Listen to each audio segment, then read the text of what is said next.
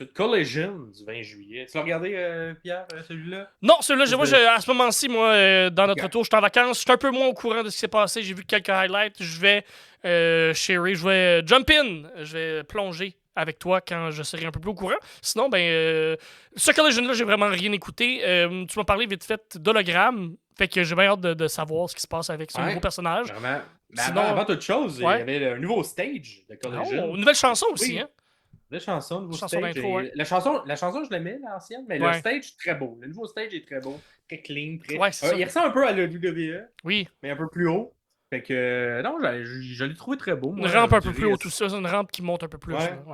Mais l'effet pour les chansons d'entrée puis le visuel, je trouve que ça look bien. Cool, parfait. Ce visuel-là. Ensuite, on a eu un bon petit match qui était un petit peu le genre de semi-retour de Darby Allin suite à sa petite pause contre Beast Mortal, que j'aime bien. Et Beast Mortal, tu sais, le dernier match qu'on a vu, on l'avait aimé, mais moins que l'autre. Lui, je l'ai vraiment aimé. J'ai l'impression que Beast Mortal, il est très bon quand il est avec des plus petits lutteurs. Parce que j'ai l'impression, au Mexique, tout ça, ça doit un peu plus se battre avec ce shape-là. Et Darby Allin, en Darby Allin qu'il est excellent. C'est vraiment un bon match à la Allin. Une bonne offensive tout le long de Morto. J'aime vraiment, entre autres, quand il pogne, les deux sont debout sur la troisième corde. Et là, il pogne Darby en haut de ses bras, debout sur la troisième corde, puis il pitch dans les airs. Tabarouette que ça loupe, ça a l'air de faire mal. Fait que ça, c'est un beau mouvement de Morto. Et Allen gagne avec un coffin drop, donc un descente du cercueil dans le dos. Il était mis sur le dos, Morto, fait que ça lookait également. Mais surtout, après le match, Darby nous fait une promo un peu essoufflée, mais super bonne. J'ai vraiment l'impression qu'il est vraiment meilleur au micro depuis la dernière année. Là. On se souvient, en tout cas, les premières promos qu'il faisait là, il y a 3-4 ans, c'était vraiment pas là. Puis tranquillement pas vite, il prend son galon au micro, fait que c'était une bonne promo, Darby. Il moussait, j'imagine, le Blood and Guts qui allait venir. Exact, il moussait le Blood and Guts, puis également un peu sa passion pour la All Elite Wrestling, tout ça. Mais j'ai l'impression que quand c'est proche de lui, mais souvent ça également, la All Elite Wrestling, là, des promos plus proches de toi. Fait que, il est excellent dans ça. Une très bonne promo après le match. Et on a eu les débuts du nouveau personnage d'Hologramme, qui était contre Gringo Loco, qui est le lutteur que la Ring of Honor, qu'on ne connaît pas. Avec la première fois qu'on le voyait, ce lutteur-là, Hologramme, fait qu'il est très high flyer. Moi, à ce moment-là, j'ai eu la chance de le revoir au prochain Collision, qu'on va parler un peu plus tard, mais à ce moment-là, j'étais comme. Je sentais que c'était très pratiqué, ce match-là. Fait que, il paraissait très bien, mais tout est très placé. Tout ça, puis, fait que j'étais comme, il va-tu être capable de nous sortir un bon match comme ça chaque semaine?